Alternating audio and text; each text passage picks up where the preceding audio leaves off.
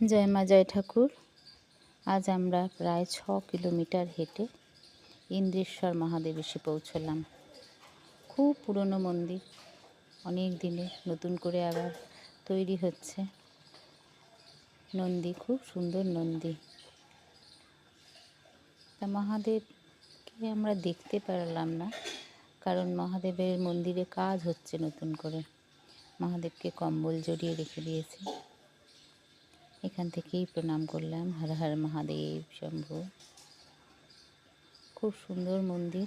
এখানে আমাদের আবার বলছে যে থেকে যাও, যতদিন ইচ্ছা থাকো, কিন্তু আমরা থাকবো না।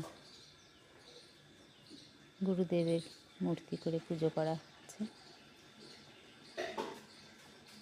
আশপাশটাও খুব সুন্দর, খুব ভালো লাগছে সব কিছু। এখানে বাইরে মহাদেবকে পুজো করা হচ্ছে। কি করবে,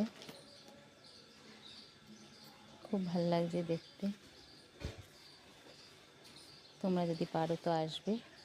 হর হর মহাদেব শম্ভু, হর হর নর্মদে হর।